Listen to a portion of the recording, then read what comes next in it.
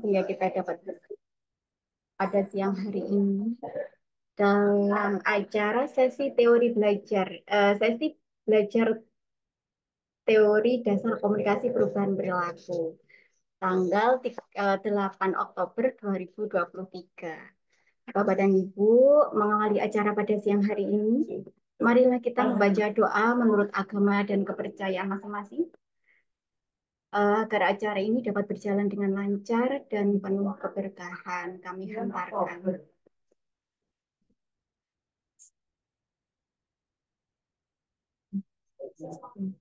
Terima kasih. Bapak dan Ibu yang baru bergabung, izinkanlah saya untuk memperkenalkan diri terlebih dahulu. Nama saya sering dinyanyikan untuk anak-anak kecil. Lagunya seperti ini. Po ami ami, belalang kupu-kupu. Itu ya. Nama saya Ami. Ya, itu ya. Dan Ibu, nama saya Ami. Eh, Panjangnya Aminatul Rofiah. Tapi biasa teman-teman itu panggilnya Ami. Bapak dan Ibu, topik kita hari ini adalah tentang teori FBM atau teori membangun kebiasaan. Ini teorinya Profesor Fogg atau lebih dikenal teori FBM itu Fogg Behavior Model. Yang dua sesi sebelumnya kita sudah belajar tentang teori TPB dan juga TTM ya, Bapak dan Ibu sedikit mengingatkan kalau di dalam teori TPB itu biasanya kita gunakan untuk bagaimana cara merumuskan masalah komunikasi, bagaimana penyusunan pesannya, kemudian menentukan sasaran halayaknya, sampai kemudian desain kegiatannya seperti apa. Termasuk juga di teori TTM atau yang di sesi kedua kita belajar tentang the trends theoretical model. Nah, sama seperti itu, bagaimana merubah perilaku seseorang. Nah, seperti itu. Nah, berbeda di nanti di sesi berikutnya, di sesi yang ketiga ini, kalau di sesi ketiga ini merubah perilaku itu kalau menurut teorinya FBM itu merubah perilaku seseorang itu mudah gitu loh. Yang sulit adalah bagaimana cara membangun kebiasaannya seperti itu. Nah, contoh-contoh perilaku yang harus dilakukan dalam jangka panjang seperti contohnya apa ya?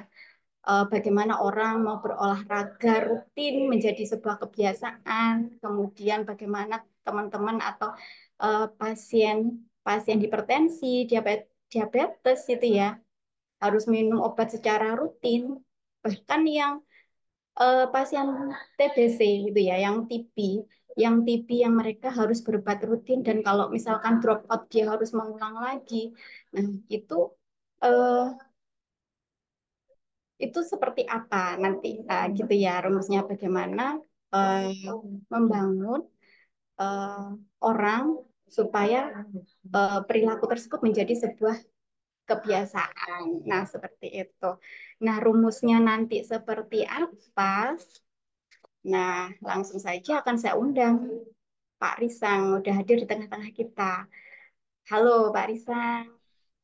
Halo, halo Bu Ami. Sehat ya Pak? Alhamdulillah. Terdengar suara saya cukup jelas? Alhamdulillah jelas. Nah, Sip. langsung saja nih, kayaknya Pak Risang, teman-teman udah nggak sabar nih kita belajar di teori dasar komunikasi yang ketiga tentang FBM. Mic-nya langsung saya oper nih kepada Pak Risang. Ya, ketangkap. Terima kasih. Ya, Bapak Ibu sekalian, Assalamualaikum warahmatullahi wabarakatuh. Selamat pagi. Moga-moga semua sehat. Ini kita masuk ke pertemuan ketiga ya. Tadi Bu Ami sudah singgung. Pertama kita belajar TPB, Theory of Planned Behavior, perilaku yang terencana, yang direncanakan. Kalau direncanakan berarti kan dia seseorang itu melakukannya dengan maksud tertentu gitu, untuk memperoleh tujuan tertentu, untuk menghindari resiko tertentu, ada motifnya, ada tujuannya. Makanya disebutnya teorinya yang rasional. Sebelumnya bahkan itu disebut sebagai sebelum jadi TPB itu jadi tadinya kan TRA, Theory of Reason Action. Jadi aksi yang punya tujuan alasan gitu ya. Nah, itu yang pertemuan pertama ya. Lalu pertemuan kedua, tadi juga sudah disinggung oleh Bu Ami, kita belajar tentang TTM. TTM, The Trans-Theoretical Model. Trans-Theoretical, trans-trans. Itu maksudnya sebenarnya ya trans teori itu banyak teori sebetulnya ya, meliputi banyak teori, melintasi banyak teori. Sehingga teori itu sebetulnya kumpulan banyak teori. Tapi yang menjadi ciri khas TTM itu adalah yang melihat bahwa proses perubahan pelaku itu tidak seperti on off menyalakan lampu gitu. Tadinya tidak melakukan kemudian jadi melakukan, tadinya tidak merokok jadi merokok, tadinya nggak olahraga jadi olahraga begitu, tadinya apa ketagihan rokok jadi tidak merokok. Nah, itu kan seperti peristiwa begitu. Tapi kalau TTM itu melihatnya sebagai sebuah proses. Proses di mana ketika seseorang belum melakukan satu perilaku, itu bukan berarti mereka dalam tahapan yang sama. Ya, misalnya orang nggak merokok, anak-anak nggak merokok, itu bukan berarti mereka dalam tahapan yang sama. Karena nggak merokoknya anak-anak itu bisa satu posisinya mereka nggak pernah mikirin sama sekali tentang rokok misalnya. Ini beda dengan anak-anak yang udah mikirin tuh, keren juga tuh merokok tuh. Wah, kayaknya asik tuh merokok tuh. Ya, atau anak-anak yang sudah melakukan persiapan bahkan nyoba-nyoba dong, ngumpul-ngumpul. Nah, belinya di mana sih gitu? Ngumpulin uang. Nah, itu kan beda tahapannya. Juga ketika seorang anak merokok, itu tahapannya beda juga gitu. Ada yang masih action dalam pengertian ya nyoba tapi belum ajak ya pelakunya. Tapi ada yang sudah memelihara pelakunya dengan dukungan teman-teman misalnya gitu ya, atau ikut mengadvokasi agar teman-teman lainnya merokok ya. Atau ada tahap di mana mereka tuh merokoknya udah merokok yang sangat sangat apa sudah sangat ajak di mana mau dikasih rayuan apapun, ajakan apapun, nasihat apapun nggak mungkin berubah gitu, sulit untuk berubah. Itu tahap terminasi. Jadi ngelihatnya itu dalam 6 tahap itu bisa lebih detail gitu. Yang tidak melakukan perilaku itu berarti ada 3 tahap di dalamnya kemungkinannya ya. Lalu yang melakukan perilaku itu kemungkinan juga ada 3 tahap yang berbeda ya. Nah, ini penting untuk melihat tahapan itu supaya intervensi kita itu bisa sesuai. Tadi di grup kita bahas tuh, Mbak Kiki nanya, ngajakin ngobrol. Ini kalau apa namanya orang datang ke sekolah ngajak imunisasi, itu apakah itu sebuah bentuk yang komunikatif tidak gitu. Kita kan maunya pelaku kita komunikatif ya. Maksudnya itu bukan cuma menyampaikan pesan tapi mendengarkan, membangun dialog gitu ya, mengapresiasi orang. Nah, seringkali yang terjadi kalau kalau apa urusan imunisasi kan datang ke sekolah udah bawa bekalnya tuh, udah bawa gendongannya, bawa apa vial, bawa itu imunisasi gitu ya, vaksin-vaksin, siap diimunisasi anak-anaknya. Nah, seolah-olah kitanya udah di tahap ready to action ya, mau action tuh, mengimunisasi anak, mau nyuntikin, kan action itu ya. Tapi apakah orang itu dalam tahap yang sama? Nah, problem terjadi kalau tahapannya tidak sama. Jadi kitanya siap nyuntik, mereka dalam sikapnya nolak atau boro-boro mikirin imunisasi atau nggak suka gitu. Nah, berarti kan itu di tahap tahap dikontemplasi. Kitanya intervensi di tahap action. Oh, itu kan ada jurang tuh, ada gap 3 tahap itu. Nah, karena itu nggak mudah, nggak kaget juga kalau orang nolak ya karena mereka berada dalam tahapan-tahapan yang berbeda. Nah, itu kan TTM ya. Nah, sekarang kita masuk ke tahap yang ketiga, yang teorinya itu digunakan untuk membangun kebiasaan. Bu Ami, mohon izin Bu Ami, boleh nggak saya diizinkan share screen ya? Ntar saya mau share beberapa slide ya. Boleh, boleh Pak Arifin. Mungkin dibantu Dok Bas, apakah masih ada di sini ya, Dok? Bas. Kalau dari Kenapa? saya, Kenapa? eh, Kenapa Bu Ami? Pak Sorry. Risa mau share screen, Dok. Langsung aja Pak Rizal bisa kan? Oh, Belum, belum, masih disable. belum. Sorry sorry tadi sinyal saya hilang. Silakan silakan Pak Rizal. Oke, terima kasih. Nah, Ibu Bapak, kita sekarang belajar ke oh ini pasti muncul muncul gelap-gelapnya ya. Coba saya coba pelajari lagi gimana caranya nih agar sharing tapi tidak menutupi. Nah, sebentar ya. Apa begini mungkin ya?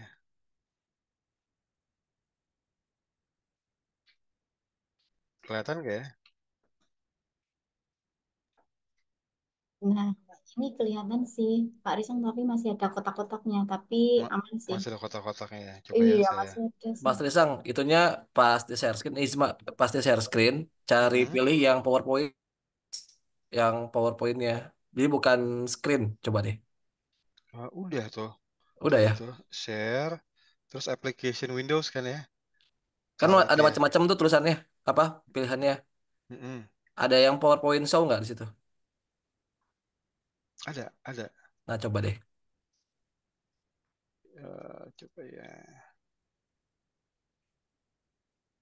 Ya ini berarti ya. Coba ini. Ini dia. Nah, sama ya. Sama. Pakai Kan biasa saya MacBook ya, Mas Trisang? bukan pakai ini saya hilangin manual aja ya kayak gini ya. Enggak pakai sorry. Ini pakai manual jadi tapi saya nggak bisa ngelihat wajahnya teman-teman kalau begitu. Ini gini Mas Ismat, thank you ya. Thank you. Kenapa ya? Iya nih saya belum belum ketemu nih caranya. Baik, kalau gitu kita lanjut ya Bapak Ibu ya. Ini ngomongin tentang FBM, Fogg Behavior Model. Fogg itu nama orang, Profesor Fogg itu dari Stanford. Jadi kalau dengar Stanford itu biasanya orang udah tahu, teorinya pasti gini nih, alirannya begini. Emang ada aliran-aliran tertentu sih, yang kita biasanya bisa nebak. Oh, kalau dari sini alirannya begini nih, ntar arahnya ke sana gitu. Emang ada pola-polanya sih, Bapak Ibu ya. Nah, tapi sebagai pengantar dulu ya, kalau si Prof. Fogg itu ngelihatnya urusan perilaku itu sebenarnya yang penting jadi jadi habit, jadi kebiasaan. Kebiasaan itu bukan perilaku yang on off, jadi melakukan sekali setelah itu udah gitu. Atau apa namanya minum obat sekali setelah itu lupa, minum obat sekali setelah itu nggak mau, itu bukan kebiasaan. Atau olahraga harusnya setiap hari 30 menit gitu ya aktivitas itu fisik tapi baru sekali ya sudah gitu. Itu itu bukan perubahan perilaku yang diharapkan karena perilaku-perilaku atau banyak perilaku sehat itu sebetulnya kategorinya harusnya bukan perilaku yang on off yang sekali dua kali tapi perilaku yang harusnya jadi kebiasaan. Nah, kalau begitu sebenarnya teorinya beda. Teori untuk bentuk kebiasaan agak beda nih. Nah, salah satu modelnya adalah model si Fogg Behavior Model ya. Nah, nanti dia tuh punya buku yang populer ya. Maksudnya populer tuh em, buku untuk ya bacaan sehari-hari lah gitu ya. Buat orang-orang untuk belajar tentang FBM. Itu judul bukunya Tiny Habits ya. Nah, tapi ini dulu deh. Coba kita ngobrol sebentar Bapak Ibu. Em, yang pakai handphone atau pakai komputer dan mudah ngetik, coba ketik dulu deh. Satu pertanyaannya adalah begini. Dalam setahun terakhir ya, ini ya Bapak Ibu ya teman-teman, ada pernah nggak kita buat usaha untuk mengubah perilaku kita sendiri? Kalau pernah apa? Nah, tolong tuliskan ya di chat. Apapun gitu. Oh, mau bangun lebih pagi. Oh, oke. Oh, saya pernah apa namanya berusaha untuk makan sayur aja gitu. Sayur aja itu kan berarti aliran apa tuh? Food combining gitu ya. Sayur dan buah aja. Oh, saya pernah pengen mengubah perilaku makan saya jadi makan yang hanya itu apa makan daging. protein, lemak. Wah, keto. Terus pakai pakai puasa jadi ketofastosis. Wah. Atau apa lagi? Olahraga boleh. Atau sampai yang simpel seperti apa namanya? Gosok gigi sebelum tidur. Siapa tahu ada yang perlu mengubah perilakunya. Nah, coba deh. Tolong tuliskan di chat. Saya kasih waktu 2 menit. Tuh, olahraga rutin. Mbak Kiki olahraga rutin. Eh, proses belajar yang tidak konsisten menjadi konsisten. Oh, regular mungkin ini maksudnya ya. Jadi konsisten sehari 1 jam misalnya gitu ya. Nih, Pak Apris ya. Oh, mengubah pola makan rendah karbo. Wah, ini saya juga nih. Saya juga berusaha ini nih. Nih Mas Iwan. Senam rutin. Nah, Bu Eko Mei. Katam 1 buku setiap minggu. Wah, ini mantap nih. Bu Anissa ya. Konsumsi gula. 2 gelas. 2 gelas banyak atau Bu Vivi. Ah, ini kali apa namanya? Dua gelas minum kali minuman manis ya. Bukan gula ya. Kalau gula mah 1 sendoknya Ya, udah banyak. betul. 2 gelas minumnya Pak Rizal, Iya, bukan iya, gulanya. gulanya. Bu Ami bangun pagi. Wah, berangkat kerja lebih pagi. Pak Risang izin Pak, tengahnya ketutup Pak. Oh, ketutup ya karena saya bacain itunya ya. Sorry, Oh, sorry. oh iya. Oh iya Pak. Siap. Sorry. Konsumsi gula kurangi. Ah iya, ini penting nih. Jalan pagi 30 menit. Bangun pagi 5.30. Pola makan clean eating. Wah, ini bagus nih. Tidak menunda pekerjaan, selesai di hari yang sama. Wah, rajin, bagus. Bangun lebih pagi, sholat tepat waktu, olahraga rutin, makan makanan sehat. Oh, banyak nih. Banyak tuh. Ibu Nining, salam kenal juga Bu Nining. Bersepeda pagi. Wah, Bu Nurwais atau Pak Nurwais nih. Mengurangi makanan gorengan. Aduh, luar biasa gorengannya. Gorengan itu diet. Balesi diet, iya, bersama-sama. Jalan pagi di hari Jumat. Wah, seminggu sekali berarti ya. Puasa Senin Kamis. Wah, bagus nih. Karena puasa itu memberi tubuh waktu untuk memakan tubuhnya sendiri katanya. Apa istilahnya tuh? Ada istilahnya kan ya. Jalan pagi sampai kantor. Pola tidur kurang. Wah, tidurnya berarti ya. Pergi kerja lebih awal tapi pulangnya juga lebih awal. Nah, itu bagus. Tapi kalau pulangnya lebih akhir juga nggak bagus ya. Biasakan minum air putih setiap bangun tidur. Aktivitas fisik. Belum ada yang berhasil. Nggak apa-apa, belum ada yang berhasil. Tapi apa yang pernah diusahakan, Bu Andros? Nonton reels, mengurangi. Ngurangi, betul. Nonton reels Instagram. Uh, oh, Bu Ais. Bu Ais tadi. Berwudu sebelum tidur. Waduh, rajin. Baik. Nah, ini semua adalah usaha itu ya. Usaha yang pernah kita lakukan untuk mengubah perilaku. Dan biasanya ya, kita karena kita tahu itu perilakunya bagus gitu ya. Biasanya kita itu sudah bisa memulai perilaku itu. Misalnya tadi olahraga Jumat. Jumat itu olahraga. Berangkat pagi ke kantor. Biasanya udah bisa dimulai itu. Karena untuk memulai itu sebetulnya cuma butuh 2 hal. Kalau menurut FPM itu. 1 itu motivasi, 2 itu kemampuan. Motivasi ini kurang lebih sama dengan sikap pada teori TPB. Jadi punya alasan melakukan itu, punya tujuan, itu yang membentuk motivasi. Oh, saya mau ngurusin badan saya. Oh, saya mau mengembalikan apa namanya, kan ada tuh reversing, mengembalikan yang tadinya diabetes menjadi tidak diabetes. Kalau menurut dokter kan nggak bisa tuh ya. Tapi di beberapa channel YouTube yang saya ikutin bisa kok, bisa. Ya kita cobalah gitu ya, bisa. Jadi motivasi itu. Oh, saya pengen eh, segar bugar supaya saya kerjanya lebih produktif. Wah, ini buat teman-teman yang kerja di lapangan kan harus punya kemampuan fisik yang bagus. Kalau enggak, ya jalan dikit capek gitu. Nah, itu motivasi tuh. Motivasi. Jadi kita punya tujuan, kita punya alasan yang mau kita capai gitu. Mau sifatnya itu tujuannya, kalau dalam TPB kan kemudian ada yang hot, ada yang cold gitu ya. Yang sifatnya emosional ataupun non emosional, nggak apa-apa. Itu motivasi. Nah, yang kedua adalah kemampuan. Kemampuan, bisa nggak kita melakukan itu? Ability-nya. Oh, jalan kaki setiap pagi. Jalan kaki bisa, no problem. Sepedahan sehari 2 kali ke kantor. Sepeda bisa, bisa. Nah, itu ability. Jadi kalau kita punya motivasi dan kemampuan, perilaku itu bisa terjadi. Ya, sekedar terjadi 1, 2, 3 kali, 4 kali, 5 kali. Yang menjadi masalah adalah mempertahankannya menjadi perilaku yang berlaku dalam jangka panjang. Nah, kalau kita berharap perilaku itu berlaku jangka panjang, itu bisa saja sih mengandalkan tadi dua tadi itu. Kalau tonggaknya adalah motivasi dan ability, bisa itu terjadi jangka panjang. Cuma problemnya adalah, nah ini kalau menurut teori FPM, problemnya dengan motivasi, itu motivasi turun naik. Kalau kalau yang namanya ability, mungkin sekali kita bisa naik sepeda ya bisa lah gitu ya. Sekali kita bisa lari, ya bisalah gitu ya.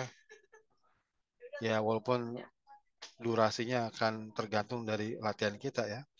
Atau sekali kita bisa berenang, ya sudah bisa. Tapi yang namanya motivasi itu turun turun naik. Itu yang jadi masalah. Buktinya apa? Nah, buktinya ini teman-teman yang mau diet ya. Diet rendah karbo. Wah, ya. Jadi makanannya misalnya kalau yang food combining ya makannya berarti buah-buahan, sayur-sayuran dan diutamakan mentah. Kalau mereka yang mau larinya keto ya berarti ya lemak sama protein lah gitu. Atau ada yang mau tinggi protein ya berarti protein doang gitu ya. Atau ya macam-macam lah gitu ya. Nah, itu biasanya berjalan lancar ketika dalam keadaan emosi kita tenang, stabil. Kerjaan bisa dikerjakan dengan rapi, tidak ada tantangan, tidak ada kejutan gitu ya. Tapi begitu ada kabar misalnya, wah Risang, bulan depan adalah bulan terakhir kamu kerja ya, kamu dipecat. Wah, wah itu emosi itu kan turun naik gitu. Dalam keadaan yang seperti itu perlakunya bisa terpengaruh.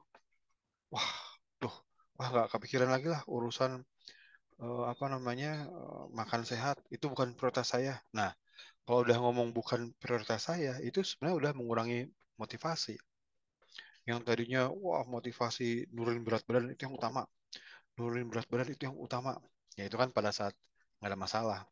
Ketika ada masalah pekerjaan yang tidak aman, insecure dalam kerjaan, wah harus cari kerjaan nih. Wah mau nggak mau harus meeting sama orang nih. Wah mau meetingnya di kafe, kafenya makanannya makanan apa tinggi karbo, gula semua. Ya apa boleh buat, udah nggak apa-apa deh. Karena prioritasnya sudah berubah. Itu artinya motivasinya tuh turun. Nah, karena itu menurut Profesor Fogg, nggak bisa perilaku itu menjadi kebiasaan, perilaku itu berjalan panjang, berlaku terus, kalau mengandalkan motivasi. Kalau mengandalkan motivasi, perilaku jangka panjang itu namanya rutinitas. Rutinitas. Jadi dilakukan secara teratur dalam jangka panjang, tapi dasarnya adalah motivasi. Tujuannya apa? Untuk apa? Ya. Jadi ada bayangan ke depan yang mau dicapai. Nah, menurut Profesor Fogg nggak bisa kalau jangka panjang seperti itu. Dia harus shift, harus berubah. Yang tadinya perlakunya itu repetisi, frekuensinya tinggi, menjadi tadinya rutin, dia harus segera berubah menjadi yang disebut sebagai kebiasaan atau habit. Jadi habit itu adalah level yang tertinggi dari perilaku yang jangka panjang, yang terus-menerus.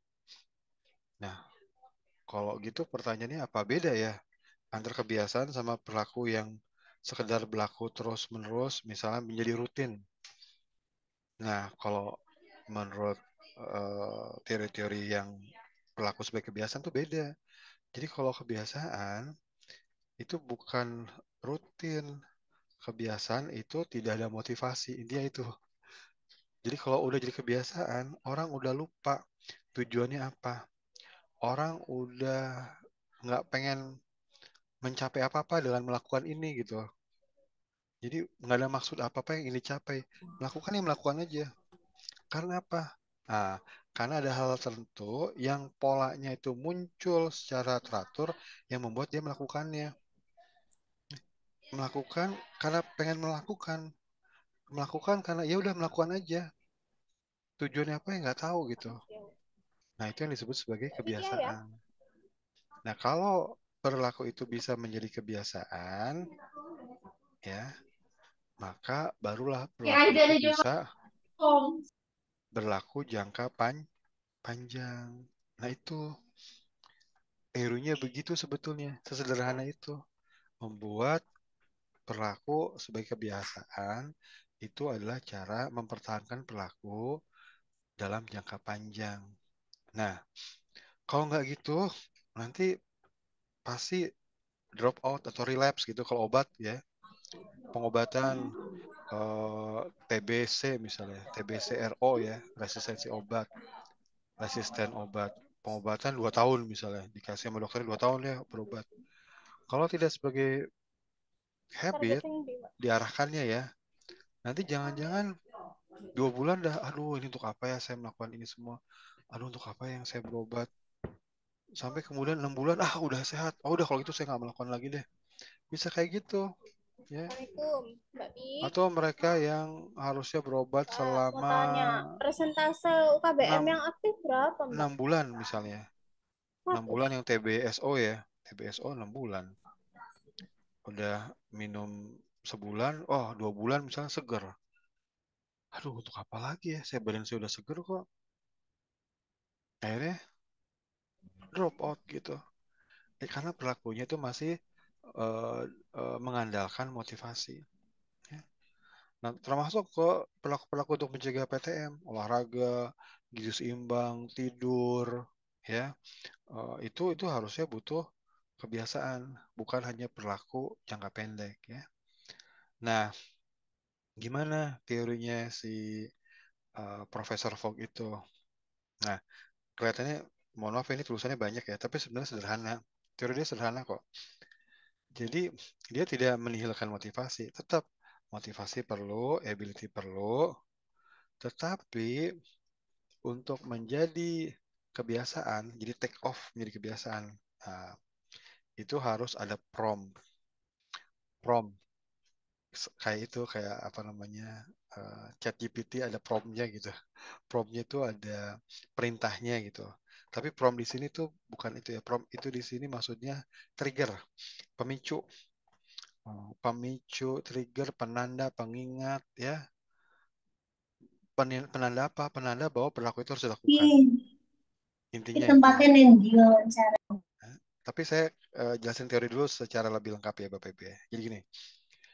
Jadi teori gedenya itu kan B, behavior, itu sama dengan MAT. Behavior sama dengan MAT. MAT. Atau behavior sama dengan MAP. Nah, kalau MAP ini di buku dia yang populer, yang Tiny Behavior itu. Kalau MAT itu biasa di jurnal-jurnal yang akan agak akademis. Jadi, tapi sebenarnya sama aja. Jadi trigger sama dengan prompts.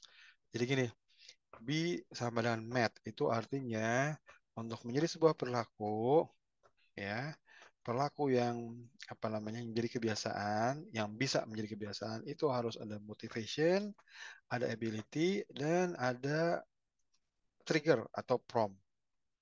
Motivasinya harus cukup, ability-nya harus ada, trigger-nya pun harus ada, sinyalnya, tandanya, ya. Kalau motivasinya rendah, ability-nya tinggi, itu sama seperti perilaku-perilaku mudah yang tidak pernah kita lakukan atau kita lakukan semau kita. Diet itu sebetulnya di banyak kasus itu ability tinggi, motivasi gitu.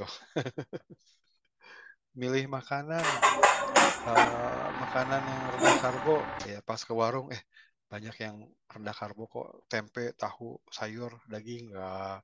Tapi kadang motivasinya, ya. Nah, ada kalanya perilaku itu motivasinya tinggi, ability-nya yang rendah. Misalnya, oh kita pengen makan makanan yang sehat tapi masak di rumah, motivasi tinggi banget, tapi kemampuan untuk masaknya rendah. Nah, kalau yang kasus dua tadi itu, mau motivasi rendah, ability tinggi, atau ability rendah, motivasi tinggi, itu agak susah menjadi sebuah perilaku. Apalagi perilaku yang menjadi kebiasaan. Agar mulai menjadi perilaku, ini ada nih slope di sini nih, yang ditulisin sebagai action line. Itu maksudnya adalah perilaku itu bisa muncul kalau di daerah sini. Daerah sini yang tengah sini nih, action line. Itu artinya motivasinya adalah cukup, ability-nya ada juga. Ya. Jadi sebenarnya teori ini ingin mengajarkan juga pada kita, kalau kita pengen mengubah perilaku diri kita sendiri gitu, jangan ngandalin motivasi yang gede-gede banget gitu. Harusnya nggak kayak gitu kok. Melakukan aja asal kita bisa gitu, dan punya motivasi sedang-sedengan gitu. Sedang-sedengan nggak apa-apa gitu. Jadi nggak usah yang ekstrim. Kadang ekstrim, motivasi ekstrim itu ya muncul kalau misalnya ada, oh ini, near death experience. Udah hampir mati gitu. Hampir mati, misalnya mati karena jantung. Wah, kemudian kepikiran, wah akhirnya saya tidak mau mati karena jantung. Anak saya masih kecil-kecil. Saya harus survive, saya harus bisa hidup sampai sehat sampai tua. Melihat anak-anak saya itu nikah, wah itu motivasi tinggi tuh, mau naik tuh. Ya, tapi sebetulnya untuk memulai perilaku jangan selalu mengandalkan yang motivasi motivasi ekstrim kayak gitu, ya, untuk perilaku sehat gitu ya. Tapi banyak di antara kita yang gitu tuh, ya, yang motivasi tinggi banget, yang ekstrim itu baru sadar. Nah, kalau menurut ini harusnya sih nggak gitu-gitu banget. Harusnya sedang-sedang masih bisa kok. Ya, yang penting ada ability-nya sedang-sedangan cukupan, motivasinya juga cukupan.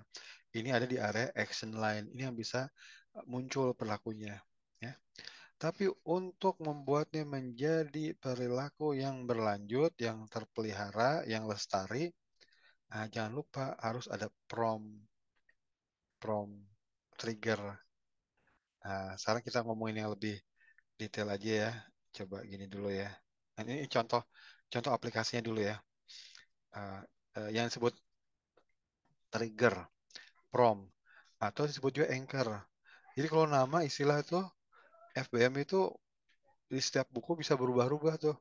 Si Prof Fogg, si Profesor Fogg ngasih di buku yang ini, Tiny Habit gitu. Itu nulisnya bukan bukan bukan trigger, bukan prompt, tapi anchor.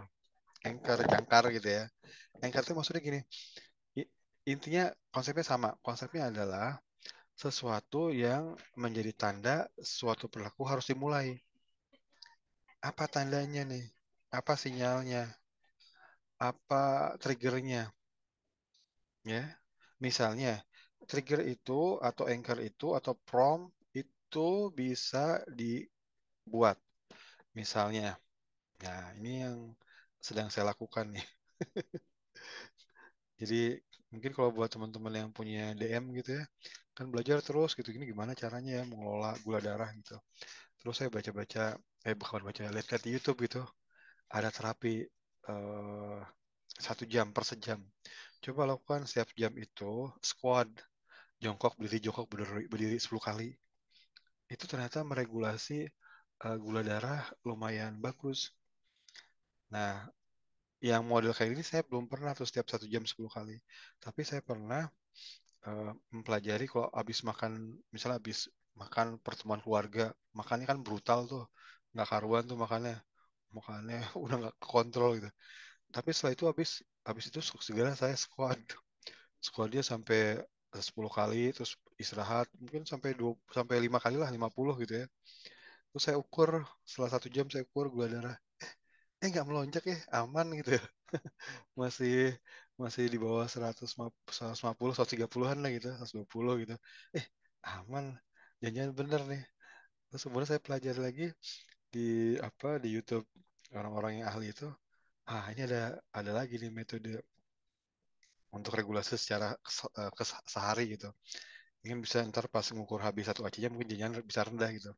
Nah, caranya adalah squat 10 kali setiap 1 jam. Nah, berarti kan saya harus buat tanda nih. Tandanya, sinyalnya, ya udah saya buat di timer aja setiap 1 jam bunyi. Ah, bunyi itu adalah tanda buat saya melakukan squat. Ah, gitu ya. Nah, sebenarnya ini bukan hal baru sih. Dalam hidup kita banyak perilaku-perilaku jangka panjang yang kita lakukan berdasarkan anchor atau prompt atau sinyal atau trigger. Apa misalnya? Ini buat yang muslim, sholat itu kan anchornya azan. Azan, jadi azan sholat. Nah, azan tuh anchor, panggilan gitu ya. Jadi bisa bisa panggilan namanya, bisa trigger, bisa prompt, ya, bisa penanda, menandai sebuah perilaku. Nah, ini agak mirip-mirip jadi ajaran Islam sih. Profesor Fogg itu menjelaskan teorinya. Jadi kalau perilaku itu mau menjadi kebiasaan, itu harus ada anchor, harus ada trigger, harus ada penanda. Makanya kalau dalam Islam tuh ada penandanya azan. Nah, nah, agar menjadi kebiasaan, nah ini agar menjadi kebiasaan, kita itu jangan mikir cari alasan untuk apa sebagai. Jadi kalau saya misalnya saya usahakan, kalau dengar cicit, nggak usah mikir untuk apa, ada waktu nggak, oh, nanti gimana setelah ini, oh tempatnya di mana, ya udah lakukan di sini gitu. Kalau misalnya perilakunya adalah melakukan saat itu juga di sini, ya udah di sini langsung jongkok berdiri, jongkok berdiri, jongkok berdiri gitu. Nah, itu juga harus dilakukan kayak gitu. Yang apa-apa yang mau kita ubah perilaku kita, begitu dengar anchor, nggak usah mikir, langsung lakukan gitu. Jadi mungkin kalau caranya orang Islam itu kalau dengar azan udah jalan aja pergi gitu. Udah sholat aja gitu. Nggak usah mikir kerjaan beres sebelum, jangan itu. Kalau mau jadi kebiasaan dengar, lakukan. Ah, gitu ya. Jadi ini anchor nih, anchor. Nah, teorinya ini saya pakai buku yang simple aja dulu ya, yang buku Tiny Habit itu ya. Jadi gini, untuk menjadi kebiasaan itu pertama anchor. Berarti anchornya kita harus nyari, harus kita pilih. Apa nih anchor saya? Ya pertama kita pelakunya dulu ya. Pelakunya apa nih? Pelakunya apa nih ya? Apa ya? Misalnya minum obat. Anchornya apa ya? Atau triggernya apa ya? Kita harus pilih. Yang penting adalah triggernya itu eh, apa muncul secara teratur sesuai dengan yang kita jadwalkan gitu loh. Ya misalnya habis makan siang, tapi habis makan siang deh, jalan 20 menit. Ya penting habis makan siang. Mau makan siang di mana, kapan, ini habis makan siang gitu. Terus apa lagi? Oh, bangun tidur, push up. Ya udah bangun tidur atau anchornya misalnya nyalain lampu, udah nyalain lampu, langsung push up. Nah itu yang harus dicari. Anchornya apa? Ya, ya sebenarnya anchor di luaran sini kan banyak ya, luaran sana kan banyak yang alami gitu ya. Alami itu kita nggak buat, misalnya azan itu matahari turun naik ya. Terus apalagi kalau misalnya orang apa kita melakukan apa juga bisa, atau bisa kita rekayasa, itu bisa gitu ya, kita buat gitu anchornya. Yang penting harus ada itu dulu ya. Yang kedua itu baru kita melakukan pelakunya apa. Nah ini yang kita mau buat menjadi kebiasaan. Squat kah 10 kali, atau berhenti merokok, nunda rokok dulu, atau melakukan olahraga tertentu, atau gosok gigi, atau apa, atau bangun. Nah, itu baru kita lakukan perilaku itu, ya. Nah, tambahan satu lagi. Nah, ini sebenarnya juga bukan hal yang baru sebetulnya. Eh, itu yang disebut sebagai instant celebration. Intinya adalah sebetulnya kita mau membuat perilaku yang kita lakukan itu punya apa namanya, eh, punya dampak yang positif buat kita, yang menyenangkan. Jadi perilaku itu harus begitu agar menjadi kebiasaan. Jadi dia dilakukan, tapi setelah melakukan segera harus kita timpah atau kita tutup, kita ikuti dengan sesuatu yang menyenangkan. Bisa dengan selebrasi itu dengan kata-kata afirmatif bisa gitu. Sip, mantap deh, udah satu nih, wah gitu, wah ini nih apa gitu, demi anak, wah itu punya selebrasi lah yang menyenangkan gitu ya. Supaya apa? Jadi gini, ini sebenarnya Stanford itu kan behavioristik gitu ya. Jadi dulu itu di tahun-tahun berapa 40-an, 50-an, 60-an itu kan eksperimennya dengan binatang kan, dengan tikus-tikus gitu. Jadi dia melihat reward itu penting gitu. Reward punishment itu penting gitu.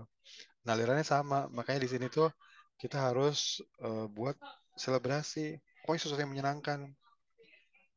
Jadi kalau sesuatu yang menyenangkan akhirnya, maka itu ada kemungkinan untuk menjadikannya menjadi perilaku yang kebiasaan gitu ya. Nah, coba-coba kita analisis ya. Kenapa ada satu pelaku yang kita paksakan menjadi kebiasaan tapi nggak bisa-bisa? Jangan-jangan ada salah-salah di 3 poin ini atau di 2 poin terutama. Misalnya gini, contoh anak tidur, terus kalau kita datang kita bangunin dia, kita bangunin, bangun bangunlah, bangun bangunlah, bangun. Ketika kita bangunin, anak bangun, maka anak itu mengambil anchor kehadiran kita. Jadi dia bangun karena kita ngebangunin, ya. Kita bilangin supaya bangun, atau bahkan ada kan yang orang tuanya galak itu, kalau kita galak itu, jangankan kita ngomong gitu, tapi suara langkah kita aja tak tuk kedengeran udah langsung bangun. Jadi dia tuh menggunakan anchor langkah kaki kita tuh. Langkah kaki kita yang datang itu membuat dia takut, dia bangun, ya. Terus dia bangun, terus bangun masih nguap-nguap, kita masuk kamarnya, kita omelin, gimana sudah jam setengah 7 belum siap-siap, kamu masuk kan jam 7, telat dong, masa telat terus, sayang dong, bayar sekolah mahal-mahal tapi nggak berhasil nantinya, gimana kamu bisa, wow udahlah diomelin gitu. Jadi yang ketiga itu, tahapan ketiga itu bukannya satu hal yang positif gitu ya, yang bisa membangkitkan dopamin dia misalnya, tapi hal yang negatif gitu ya, hal yang negatif.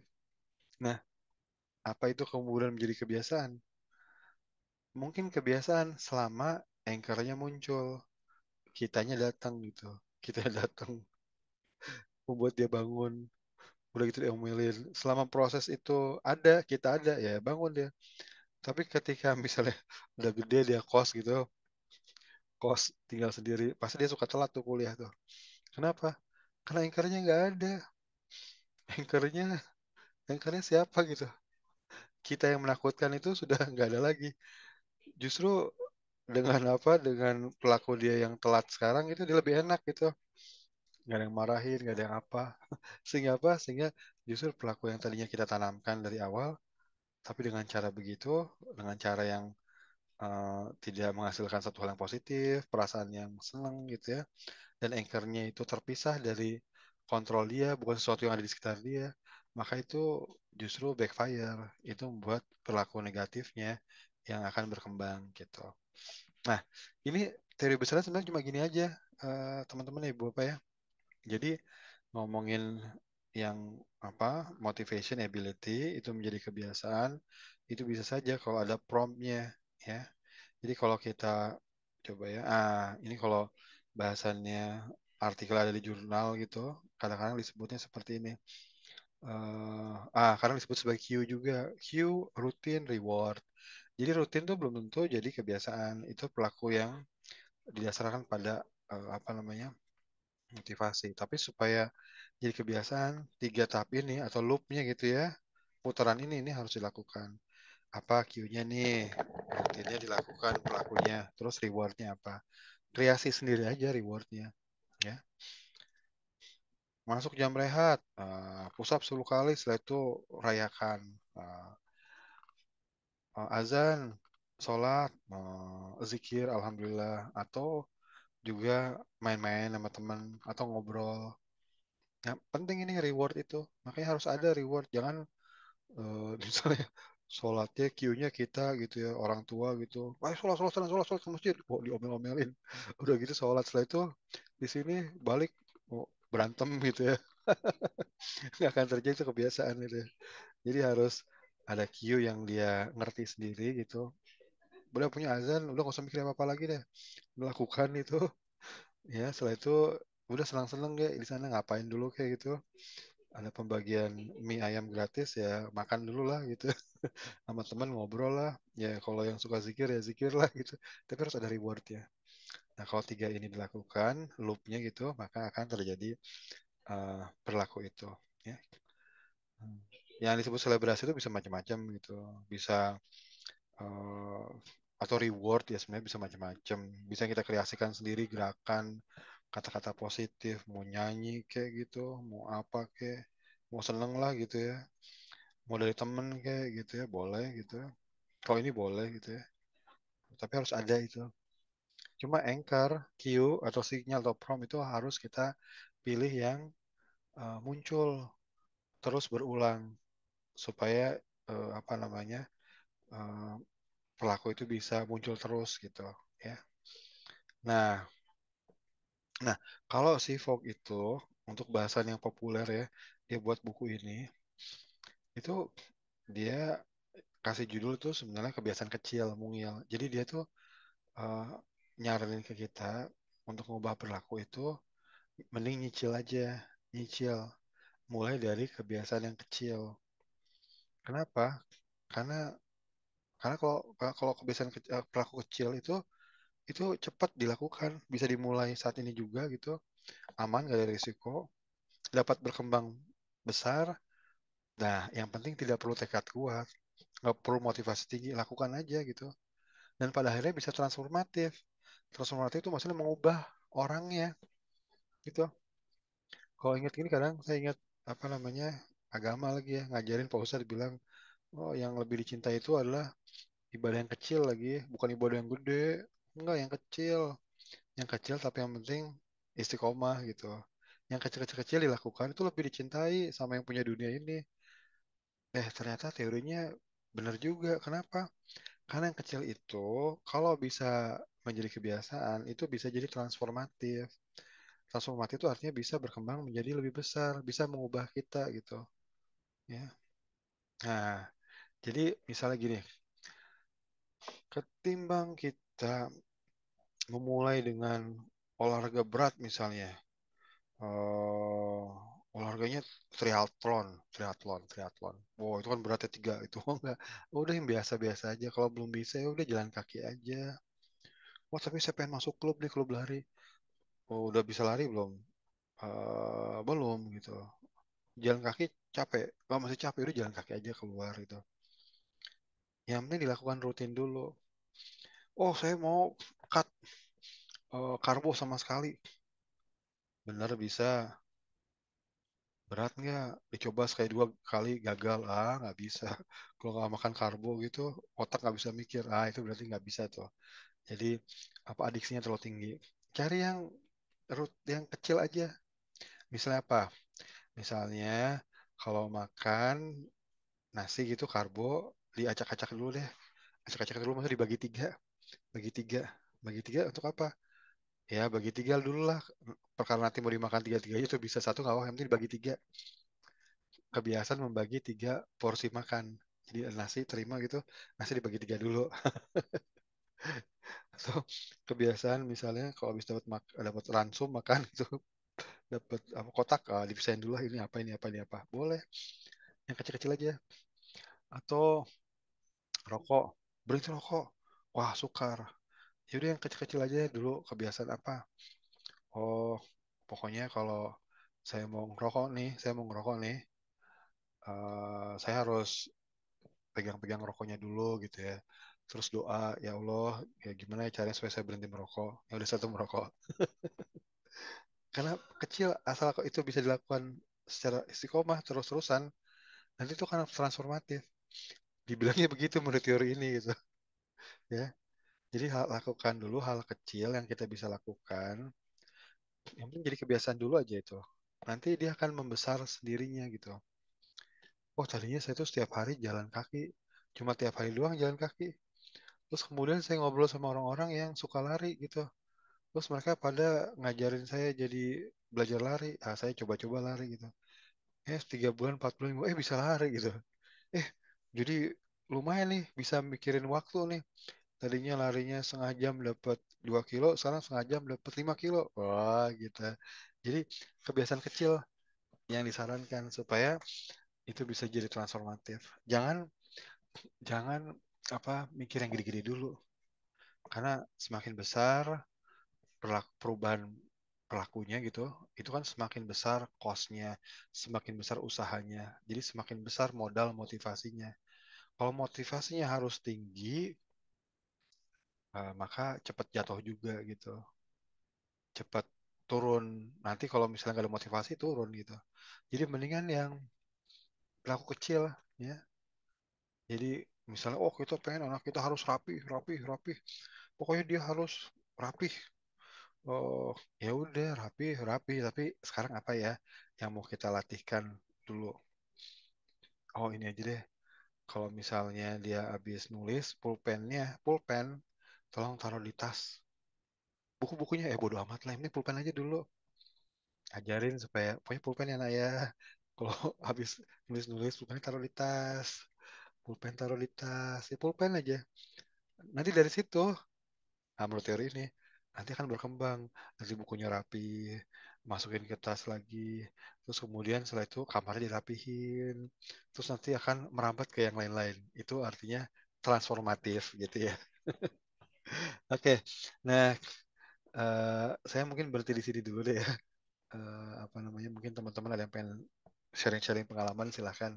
Bu Ami, saya balikin ke Bu Ami ya, silahkan Bu Ami. Oke, terima kasih Pak Risan. Bapak dan Ibu, menarik sekali kita belajar teori FBM hari ini bersama Pak Risan tentang bagaimana cara membangun kebiasaan. Eh, yang pertama, kalau mau perilaku, mau menjadi kebiasaan, nah kalau menurut Profesor Fox ini perlu adanya penanda atau anchor gitu ya. Kemudian, Bapak dan Ibu, menurut teori Fox ini, agar mau menjadi kebiasaan, nah itu tadi, eh, ternyata kita nggak perlu mikir loh, agar perilaku itu bisa menjadi kebiasaan. Jadi kalau ingin melakukan, yang nggak perlu mikir-mikir lama gitu ya. Kalau ingin melakukan, melakukan aja. Itu kalau sudah menjadi kebiasaan menurut teori FBM itu seperti itu. Baik, Bapak dan Ibu. Silahkan nih, Bapak dan Ibu dari 196 peserta yang ada di Zoom, kalau ada yang ingin di-sharingkan, didiskusikan, silahkan. Atau bertanya kepada Pak Rizal. Yuk, silahkan.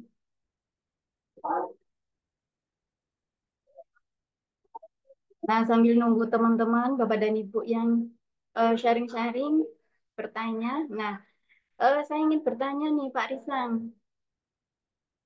Menarik yang tiny habits. Yang tiny habits itu kayak mirip-mirip eh, teori the trans theoretical model ya Pak Risang ya. Nah, bedanya apa ini Pak Risang? Yang TTM itu perubahan perilaku secara bertahap juga ya. Kalau tiny habits Ya, mirip-mirip sih. Bedanya di mana Pak Risang? iya. Jadi TTM itu di bagian maintenance, ya, pemeliharaan itu banyak masuk teori-teori habit sebetulnya, ya. Misalnya, misalnya eh, kasih waker supaya bangun gitu. Itu sebenarnya sinyal, sebetulnya anchor, ya, merubah lingkungan, environmental apa tuh istilahnya. Jadi merubah lingkungan, ya itu termasuk sebetulnya menghadirkan anchor. Jadi ada persamaannya, ya. Cuma kalau kalau sebetulnya kalau FBM ya, FBM itu kalau aplikasinya itu lebih ke diri sendiri sama ke perubahan perilaku yang ada pendampingnya. Jadi kita sebagai edukator ya, sebagai edukator itu nggak cuma bisa ngajarin ini manfaat perilakunya, ini bahayanya kalau nggak dilakukan, nggak. Tapi kita jadi kayak coach gitu. Di coach, ayo Bu, eh, coach itu maksudnya ya coach itu membantu dia itu untuk mengubah perilakunya. Ayo Bu, sekarang minum obat nih Bu ya. Bu, ibu kalau minum obat enaknya kapan bu? Waktunya biasanya enaknya paling kapan? Ini habis anak-anak pergi. Oh, habis anak pergi. Kok gitu? Ya kan takutnya saya pusing-pusing. Ini kalau ada banyak orang saya nggak enak gitu. Oh yaudah. Jadi ingat ya bu ya, anak ibu pergi dah, pergi sekolah itu sebagai tandanya ya. Atau dalam bahasa keren kan anchornya, triggernya, propnya. Di anak pergi, ingat anak pergi, ingat obat, anak pergi, ingat obat. Nah, gimana gimana bu, ingat nggak? Kapan? Anak pergi, ya ingat ya, anak pergi minum obat, anak pergi minum obat. Jadi anchornya adalah anak pergi sekolah gitu ya. Nah, setelah itu baru minum obatnya, terus kemudian apa namanya selebrasinya. Nah si TTM itu nggak sampai detail kayak gini, tetapi tetapi si apa namanya si TTM bisa mengakomodasi karena TTM itu kan multi teori ya, banyak teori gitu. Jadi kalau bagi TTM FBF itu adalah eh, inputnya gitu, apa namanya proses of change. Proses of change-nya pakai TTM ya boleh lah gitu. Jadi masuk ke dalam TTM FBM boleh gitu. Gitu. Jadi ya gimana ya karena TTM itu kan gede gitu. Jadi FBM ada tempatnya juga kalau mau dimasukkan ke dalam TTM gitu. Itu mungkin Mbak Mi ya. Oke, oke. Terima kasih Pak Risang. Baik, Bapak dan Ibu, silakan jika ada yang ingin didiskusikan sebelum nanti lanjut ke penugasan Pak Risang ya. Atau Mbak, barangkali, Mbak Ami ya. di chat ada yang tanya ini Bu Yani. Oh iya, ya. Iya nih, ya. Saya nggak tengok chat Bagaimana soalnya. kalau Izin semisal kita bertanya, konseling? berhenti merokok. Tapi pasien udah bilang berat kalau mau berhenti. Mohon saran.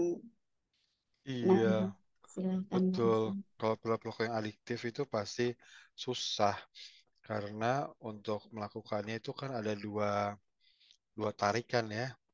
Motivasi itu menarik dia keluar dari perilaku itu, adiksi menarik dia untuk tetap berperilaku gitu. Jadi ada dua daya tarik yang kuat. Bahkan kalau adiksinya tinggi, daya tarik untuk tetap melakukan perilaku itu jauh lebih tinggi gitu ketimbang daya tarik kekuatan untuk berhenti merokoknya. Nah, terus gimana dong?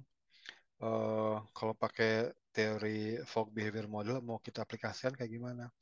Itu Bu, perilaku mungil dulu, perilaku kecil. Jadi kita nggak ngaji, yaudah kalau nggak bisa berhenti nggak apa-apa. Yaudah sekarang apa nih yang kita bisa lakukan ketika mau merokok? Jadi triggernya adalah, misal gini, kita harus cari pola dia merokok. Merokok biasa kapan sih? Habis makan. Kapan lagi? Habis kerja. Biasanya kan ada pola-polanya gitu ya. Ada orang tipe merokok habis makan, tipe-tipe ada yang sebelum kerja supaya kreativitasnya muncul, atau setelah kerja sebagai bentuk reward gitu ya. Ya udah, misalnya setelah makan, ya udah setelah makan ya, itu berarti kita jadikan anchor. Kan merokok yang dilakukan ya. Nah, sekarang coba cari pelaku lain yang kurang lebih bisa menunda rokok misalnya. Jadi konsepnya nunda. Misalnya apa? Kalau habis makan mau ngerokok tapi jangan ngerokok dulu. Apa yang dilakukan? Misalnya nawar-nawarin rokok dulu deh. Jadi nawar-nawarin ke 10 orang minimum atau ke 5 orang. Jadi sebelum merokok nawar-nawarin dulu. Jadinya jadi habis gitu rokok kita ya. Atau apa? Oh sebelum rokok misalnya melakukan apa gitu. Misalnya sebelum merokok kita putar-putar rokoknya dulu sampai 10 kali. Nggak apa-apa, nggak apa-apa. Nanti teorinya itu nyampur ya, bukan FBM sebetulnya. Jadi teorinya itu adalah meningkatkan kontrol diri. Kalau adiksi itu kan sebetulnya kekalahan kontrol diri kita gitu ya. Jadi kekuatan untuk narik, melakukan pelaku itu lebih tinggi. Nah, gimana caranya supaya kontrol diri kita naik dikit gitu? Ya sudah, kita menunda. jangan langsung merokok. Kalau langsung merokok tuh berarti kita ngikutin nafsu kita gitu. Nah, tapi apa nih? Tetap merokok, tapi sebelum merokok misalnya muter-muter dulu sampai 30 kali. Ya ngapain kayak gitu, zikir atau apa gitu. Atau sebelum merokok ngapain gitu. Ini nunda, tidak langsung instan Ya dulu. merokok, mengikuti nafsu, tapi melakukan hal apa dulu. Apa mau lihat dulu rokok itu, pelajari rokok, baca dulu, lihat-lihat gambar dulu. Yang penting tidak langsung instantly mengikuti hawa nafsu, misalnya gitu. Nah, kalau itu kita lakukan terus-menerus menjadi sebuah habit, jangan-jangan kontrol diri kita semakin naik, lalu kemudian bertahap itu kita melakukan hal-hal lain yang bisa mengurangi ketergantungan atau meningkatkan kontrol kita. Kalau teorinya mungkin begitu kali aplikasinya ya. Nah, tapi saya belum pernah juga tuh kalau pakai teori itu ke urusan merokok ya. Lebih ke olahraga, makan gitu ya, atau hidup sehat yang biasa lah gitu ya. Tapi yang kurang kurang pengaruh adiksinya kelihatannya. Gitu mungkin Bu Ami ya. Terima kasih. Oke, terima kasih juga Pak Risan. Bu Weni angkat tangan ini mau tanya Bu. Silahkan Bu Weni, bisa dibuka Bu. Assalamualaikum warahmatullahi wabarakatuh. Waalaikumsalam. Waalaikumsalam. Izin Pak Nisang, Bu Ami, di sini terkait dengan perubahan perilaku, bagaimana caranya Pak untuk mengedukasi perubahan perilaku untuk teman-teman eh, dengan germas dengan cerdiknya. Di cerdik itu ada beberapa kegiatan, ada cek kesehatan, ada rokok juga, ada pengaturan diet juga. Apakah di dalam kita melakukan edukasi itu kita akan sekaligus membahas cerdik itu sendiri atau kita pilah-pilah karena ini kasusnya PTM penyakit jantung. Jadi apakah semuanya akan kita bahas satu-satu atau hanya satu faktor pencetus misalnya rokok, apakah hanya sebatas itu atau apa boleh kita melakukan semuanya kita kupas gitu nah Pak. Seperti pesan-pesan dari cerdik itu sendiri. Kemudian mungkin ada tips dari Bapak untuk supaya lebih efektif pesan dari kegiatan edukasi di lapangan terkait dengan PTM itu sendiri. Terima kasih Pak Risang. Iya Bu Ami itu cerdik Bu Ami. Cerdik. Apa singkatannya? Cek, Cek cek kesehatan. kesehatan penting. Lenyahkan asap Minyakan rokok. asap rokok. R-nya apa R? Kurangi. R. Cer. Itu Apa Bu? susah kan ya? Kurangi Susah. stres. Iya. Iya. Pokoknya ada stres, ada olahraga, ada makan lah gitu ya. Mm-mm. Sebetulnya kalau dia menjadi brand ya, cerdik itu kan bagus diucapkan, tapi ketika masuk ke konsep-konsepnya suka lupa gitu, tidak membantu mengingatkan orang bahwa ada ada berapa? Ada 6 hal, 6 perilaku yang harus diperhatikan ya. Mm-mm. Nah, karena istilahnya cerdik itu kadang nuruninnya agak susah. Makanya kadang saya mikir apakah brandingnya itu ya istilahnya itu ya harus tagline itu harus dirubah tuh cerdik gitu. Karena susah tuh nariknya, lupa-lupa lagi gitu. Mm-mm. Olahraganya di mana ya, stresnya di mana ya. Jadi gini, Bu Weni ya, Mm-mm. kalau Ya Pak. kalau dari sisi edukasi ya cerdik itu dijelaskan aja apa saja cerdik itu nggak jadi masalah. Jadi dalam sesi edukasi misalnya kita punya edukasi waktu 15 menit. Cerdik itu harus dibahas gitu supaya orang tahu ya konsep-konsepnya apa saja untuk mencegah PTM gitu. Atau kalau dalam konteks kerjanya Bu ini kan berarti ke rehabilitasi gitu ya, Iya. yang apa prevensi yang tersier gitu ya, atau Mm-mm. mungkin yang sekunder gitu ya. Jadi apa aja nih yang harus diperhatikan dengan konsep cerdik itu ya. Tapi ketika Bu ini udah mau masuk ke satu perilaku khusus ya dalam waktu 15 menit jelas susah gitu. Mendingan masuk ke satu saja, ambil Mm-mm. satu tema yang atau satu perilaku yang mudah mereka lakukan, yang kecil gitu, turunan dari cerdik gitu. Dan Iya. itu yang di coach, Bu. Oh iya, baik Di Bapak. coaching di situ. Heeh. Kalau misalnya makan, Bu, biasanya makannya kapan gitu. Oh, kok saya dapat makan dari kantor gitu setiap hari. Pagi jarang. Nah, kalau siang, kalau sore makannya sama teman-teman gitu. Oh, oke. Dari situ kita pelajari perilakunya. Jadi kira-kira apa ya eh, tandanya atau penanda kita melakukan satu perilaku yang ada di situ. Kalau mau makan, misalnya kita ngeliat apa ya yang kemudian kita bisa mengingatkan kita untuk suatu perilaku tertentu. Misalnya, bahwa kita nggak boleh makan apa atau kita harus makan apa gitu. Oh, gini aja. Eh, Kalau kita masuk, kita nyapa. Jadi kan kalau ke kantin, misalnya ini kantornya ada kantin misalnya. Mm-mm. Kita nyapa gitu, halo selamat siang. Oh siang Pak. Dapat jawaban itu. Nah jawaban itu adalah anchor. Ingat ya kalau ada orang yang nyebut selamat siang, Mm-mm. nggak balas, itu tanda bahwa kita harus makan sayur. Mm. Tanda makan sayur banyak. Jadi ingat kok, ingat itu berarti kita harus kasih bagian sayur kita jadi banyakin aja gitu sayurnya gitu. Misalnya Ya, gitu ya. ya, Jadi ya. harus ada anchor. Nah, itu di coach aja Bu, di coach gitu. Mm. Jadi sifatnya nggak bisa edukasi biasa, dialog sebagainya, tapi jadi coaching itu kadang coaching itu kan kita harus ngelihat dari keadaan orangnya gitu ya. Kelebihan dia apa, yang dia bisa lakukan apa, situasi di rumahnya kayak gimana. Itu yang harus kita pelajari gitu. Supaya bisa menemukan anchor atau menemukan trigger yang pas buat orang itu gitu. Terus kita sama-sama bantu rumuskan ini apa nih selebrasinya, kayak gimana nih yang buat buat Bapak seneng apa biasanya nih selebrasinya nih. Oh, saya kalau kalau selebrasi itu bisa berlaku juga misalnya kayak gini. Oh, kalau saya habis melakukan pelaku ini bisa olahraga. Mm. Oh, saya olahraga nih. Habis olahraga treadmill 30 menit. Nah, habis treadmill, Pak, apa nih yang Bapak suka? Oh, saya paling suka dengerin burung. Yaudah, habis treadmill langsung ke tempat burung-burung ya. Ngobrol sama burung. Gitu. Bilang, tenang, Bapak udah sembuh nih. Insya Allah nggak kena jantung lagi ya. Jadi aku bisa pelihara kamu ya burung-burungku. Misalnya kayak gitu loh. Iya, Ya iya. harus dicari. Nah, itu butuh coaching itu. Jadi nggak bisa sekedar edukasi gitu ya. Nggak bisa.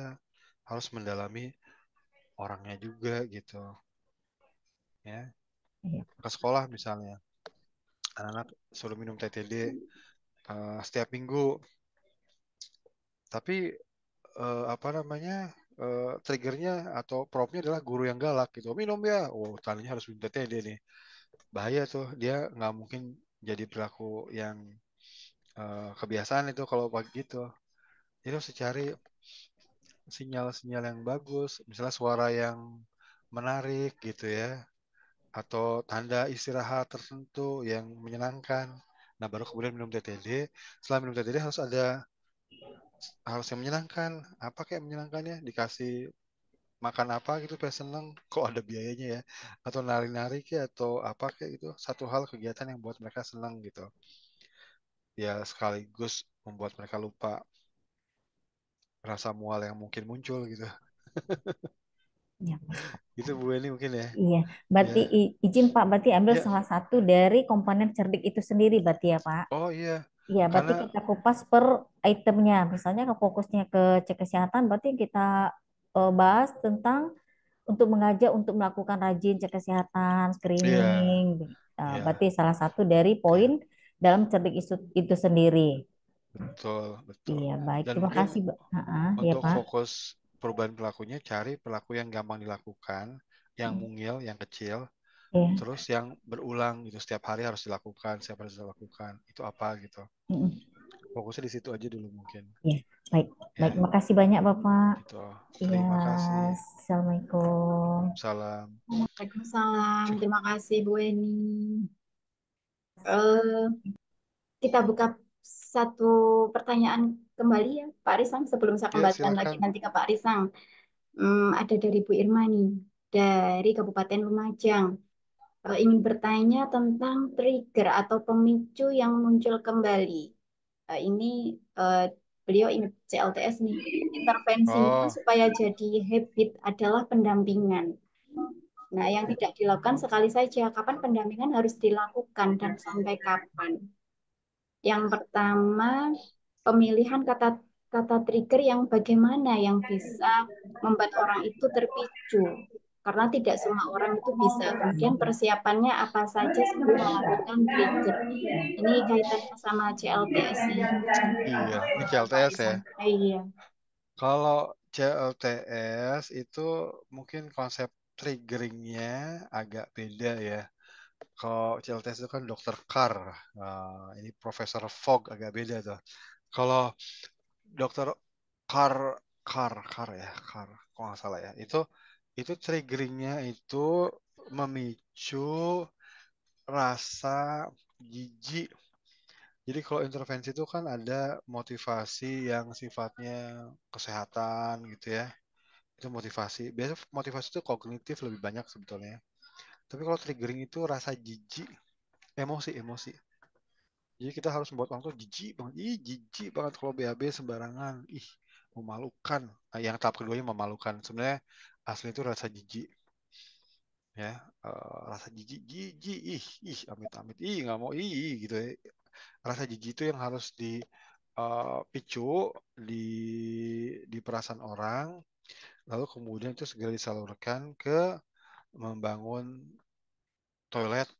Tapi kalau kalau emosi itu kan sifatnya sementara ya Bu ya, sementara, maka perilakunya itu harus mudah dilakukan. Makanya toilet yang terbangun itu harus murah meriah gitu, harus yang bisa dibuat oleh orang kebanyakan. Dulu kan pernah tuh apa namanya, dibuatkan paket misalnya 500.000 gitu. Nah itu sebenarnya arahnya ke sana. Nah kalau sebetulnya kalau perilaku kayak CLTS itu yang one off itu tuh, jadi dia nggak punya WC gitu ya, cenderung ke sana. Walaupun itu ya ya apa namanya, berproses ya di dalam pikiran perasaan orang gitu. Cuma pendampingan itu sebetulnya kurang pas sebetulnya kalau itu di apa dipicu dengan perasaan jijik gitu ya. Jadi kalau perasaan jijik itu maunya sih instan, itu langsung pulang kayak buat WC, gali WC. Diharapkan seperti itu. Nah, sementara triggeringnya FBM itu sebenarnya atau Fogg Behavior Model itu triggering yang dari sisi tanda. Jadi nggak ada urusannya sama intervensi emosi. Jadi nggak ada ngotak-ngatik emosi, nggak ada bangkitin rasa jijik, rasa butuh, rasa senang, enggak. Justru emosi itu di bagian ketiga, diselebrasi, di rewardnya. Itu harus menyenangkan, tapi positif, nggak boleh negatif. Jadi triggernya FBM itu sekedar tanda, tanda kapan suatu perilaku itu harus dilakukan. Usahakan antara tanda dan perilaku itu tidak ada jeda, supaya orang langsung melakukan. Ya, azan, sholat, nah, kayak gitu. Jadi kalau gitu nanti akan terjadi pembiasaan gitu ya. Nah, kalau pendampingan di FPM itu menjadi penting. Makanya ya, FPM itu pendampingan coaching ya menjadi penting. Di awal terutama itu menjadi penting. Karena orang harus diajari sesuatu yang bisa dia lakukan itu dalam situasi dan waktunya dan kondisinya. Kan macam-macam orang beda. Ya. Nah, dulu waktu ke berapa tempat yang ini ya, endemi malaria, saya pernah ngamatin di pojok malaria itu, teman nakes itu bilangnya begini, eh, Bu, ini kan jam jam 8:15 ya. Nanti Ibu besok minumnya 8:15 lagi ya. Selalu gitu. Ntar kalau misalnya minum obatnya jam 9:01, nah Bu, sekarang 9:01 ya, Bu. Ntar Ibu minum obatnya 9:01 ya. Nah, itu nggak kayak gitu, membentuk trigger tuh. Trigger itu harus sesuai dengan kondisinya dia gitu. Bu, kira-kira Ibu minum obat biasanya enaknya kapan ya? Oh, kalau saya enaknya kalau ada suami. Oh, suami datangnya kapan? Ya habis kerja jam 4, jam 5. Selalu itu? Iya, selalu sih. Nggak pernah sampai jam 12 malam. Oh, jarang-jarang banget. keseringan hampir setiap hari ya pulang jam 4 sampai jam 5 lah. Jam setengah 5 lah seringnya gitu. Wah, yaudah. Itu bisa tuh jadi trigger. Karena kejadiannya itu berulang dan cukup stabil. Kalau gitu Bu ingatnya Bu ya. Kalau suami datang, minum obat. Suami datang, minum obat. Ya sambut dulu gitu. Suami datang, sambut, minum obat. Jadi triggernya itu kedatangan suami. Atau bisa juga kedatangan anak. Atau tadi anaknya pergi dadah-dadahan. Silahkan itu. Atau saya habis dengar azan lohor, ya udah. Saya habis makan siang, ya sudah. Tapi cari sesuatu yang berulang secara kontinu dan natural lah gitu ya, nggak kita buat-buat gitu. Emang kayak gitu kejadiannya, ya. Nah itu yang harus kita cari gitu. Makanya itu harus coaching, pendampingan ya. Di awal tuh coachingnya lumayan butuh waktu gitu. Jadi nggak bisa, Bu diminum ya Bu ya. Coba nanti Ibu cari sesuatu yang bisa jadi tanda untuk mulai perilaku ya. Paham aja nggak orang maksudnya apa sih gitu. Nggak, kita bantu mencarikan itu. Termasuk membantu dia untuk rewardnya atau selebrasinya. Apa nih, Bu? Ibu tuh gimana Bu ya supaya senang Bu? Ibu bisa nggak ada kata-kata yang itu kita rangkai yuk, kata-kata yang buat Ibu senang. Dirangkain kata-katanya. Bu sambil apa nih Bu? Oh saya sambil usap-usap perut saya.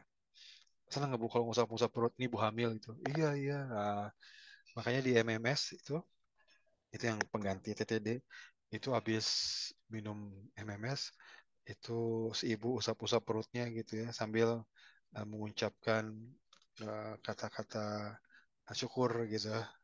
Itu yang diharapkan menjadi rewardnya gitu. Nah itu tuh mungkin ya. Iya, gimana Bu Irma?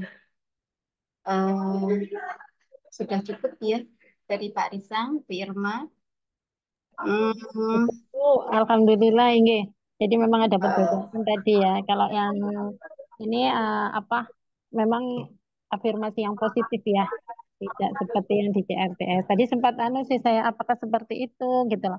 Ternyata enggak. Jadi kita harus juga bisa memilih pemilihan kata-kata yang tepat sesuai dengan kebiasaan beliaunya. Jadi saya jadi mikir begini, nakes itu biasanya kan begini, kalau minum obat 3 kali sehari ya, sudah itu. Jadi 3 kali sehari itu terus pokoknya 3 kali siang, pagi, malam. Kan tidak memberikan jam begitu. Pada akhirnya ya memang kadangkala eh, bisa 3 jam, bisa 4 jam kan harusnya 8 jam loh ya. Bahkan seperti itu biasanya kan. Nah, jadi afirmasi positif atau memberikan habit kebiasaan itu harus dipilih kata-kata yang tepat sesuai dengan kondisinya dia begitu. Nah, ini memang bagus untuk kita semuanya. Berarti nanti istilahnya KAP-nya pemilihan istilahnya membuat dia komitmen itu juga harus bisa memilih kata-kata yang tepat dan sesuai dengan kebiasaannya dia dan itu akan selalu ingat. Misalnya minum obat harus ingat berarti oh kebiasaan kalau misalnya suami pulang ya berarti kalau suami pulang berarti saya harus minum obat suami pulang sore ya sudah sore terus seperti itu. Oke, makasih Pak. Jadi lebih paham banget ini untuk bisa dilakukan disampaikan kepada teman-teman kayaknya ini. Makasih Sama-sama, terima Pak kasih Rizan. Bu Irma. ya, terima kasih Bu Irma. Berarti seperti self talk itu ya, Pak Risang, self talk kita, trigger itu kita ucapkan kepada diri kita sendiri seperti itu berulang-ulang sampai menjadi apa namanya sudah tertanam di dalam hati kayak gitu ya, Pak Risang. Self talk trigger itu kita kita Oh, apa namanya kita ulang-ulang untuk diri kita seperti itu. Hmm. Nah itu Mengingat eh, diri kita juga ya Bu agar berarti. menjadi sebuah kebiasaan. Nah iya iya. Seperti oh iya ya. itu. Dalam coachingnya trigger Mm-mm. itu dikenalkan dan ditanamkan ke orang. Jadi kita nggak bisa sekali bilang aja. Jadi kalau misalnya kita sudah menemukan, oh dia minum obatnya setelah suaminya pulang, kita tanya lagi. Jadi Bu ingat Bu, kapan tadi Bu minum obat? Setelah suami saya pulang. Itu jam berapa? Sekitar jam 4-an. Oh, jadi habis apa tadi pulang? Suami saya pulang. Itu diingetin ke dia gitu. Ulang-ulang. Terus dan kita minta dia juga untuk mengingatnya. Ingat ya Bu ya. Ingat ya Bu ya. Coba diomongin Bu. Ingat di dalam hati kita. Suami pulang minum obat. Suami pulang minum obat. Itu di self talkin, betul, di self talkin. Nah, waktu yang ketiga selebrasi itu sih disarankan jangan self talk tapi diekspresikan gitu, diungkapkan gitu, disampaikan. Kan kalau di agama tuh ada kan nasihatnya kalau kita dapatkan satu kebahagiaan apa apa ya harus syukur ya harus disampaikan gitu ya. Aduha kalau nggak salah ya. Itu model kayak gitu juga tuh. Jadi disampaikan sesuatu yang menyenangkan itu disampaikan. Nah, agak bedanya di situ ya. Tapi yang semuanya sama gitu. Yang pertama itu supaya ngingat triggernya gitu. Yang kedua itu untuk em, membuat pelaku itu lebih teguh gitu supaya bisa berulang kembali gitu. Gitu Bu Ami ya. Oke, ya Pak Risang. Di sini di waktu saya itu sudah menunjukkan pukul 12:24. Saya kembalikan ke Pak Risang dulu nih. Hari ini ada penugasan nggak Pak Risang? Ada penugasannya ini apa pribadi. Oh, Pribadi. ya. Jadi Silakan, silakan. teman-teman tolong inisiasi mulai pengen melakukan perubahan perilaku apa kepada diri kita. Yang simpel tapi ya, yang simpel. Simpel mau apa misalnya? Oh, saya mau apa namanya? eh, mau push up 5 Aktivitas kali fisik. setelah bangun. Oh, saya mau squat 5 kali setelah bangun. Yang simpel-simpel aja. Jangan yang berat. Bahkan 2 kali juga nggak apa-apa gitu. Sekali juga nggak apa-apa. Oh, saya Ya. mau ini ya, mau memisahkan makanan saya gitu. Saya nggak boleh makan yang berminyak. Belum tentu saya nggak makan sih, atau saya makan, tapi saya pisahin aja dulu gitu. Pelaku yang simpel saya lakukan. Ya, apa itu pelakunya? Ya, terus kemudian kita rumuskan dalam FBM itu. Jadi kita harus cari pertama triggernya apa nih. Kalau ngelihat apa, kalau mendengar apa, kalau ada orang ngomong apa, nah itu trigger. Trigger tuh bisa juga poster gitu.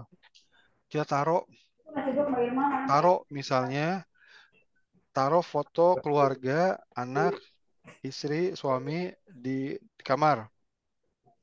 Tek, ngelihat. Ah, kalau saya ngelihat itu, saya kalau ngelihat itu, saya mau ini mau jadi pendengar yang baik. Maksudnya gimana? Saya lihat itu, saya mau nanya sama istri saya, apa kabar hari ini? Rencana gimana? Nah, waktu dia cerita rencana gimana, saya mau jadi pendengar yang baik. Artinya tuh nyambung ya. Kan ada teknik-tekniknya ya, nyambung. Oh, mau ke pasar beli apa? Oh, terus jadi dengerin nih. Nggak apa-apa. Setelah itu, kemudian saya selebrasi apa. Jadi intinya adalah buat rencana FBM secara praktek untuk perubahan perilaku kita sehari-hari. Yang simple-simple. Gitu, Bu Ami. Oke, terima kasih Pak Risang. Teman-teman, nanti untuk penugasan ini saya masukkan di link penugasan, Bapak dan Ibu. Untuk penugasan juga bisa diakses nanti di SID Forum Kemisan. Link penugasannya adalah link yang sama dengan link penugasan sesi sebelumnya. Nanti akan ada tambahan nomor gitu aja. Bapak dan Ibu juga jangan lupa mengisi daftar hadir hari ini. Hmm, Sedikit closing statement, Pak Risang, sebelum ditutup. Ya, ini Ya, aja kita sama-sama belajar ya.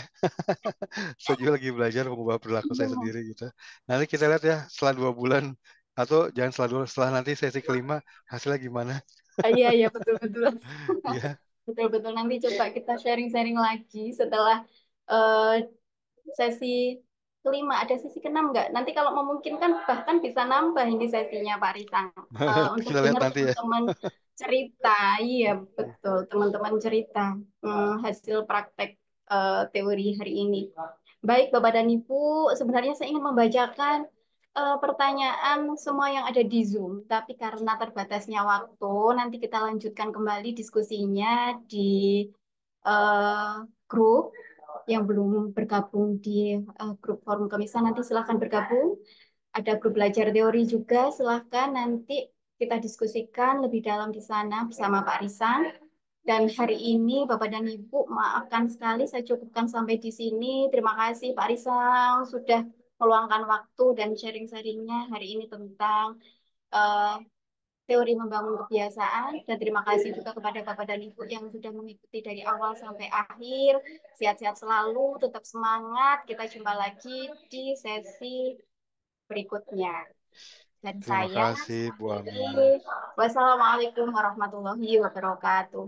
Waalaikumsalam. Terima Waalaikumsalam kasih Bu Ami, Bu warahmatullahi Vivi, Bu wabarakatuh. Weni, semua ya. Kak Isa. Dok Bas, pamit, makasih. Amin. Amin. Oh.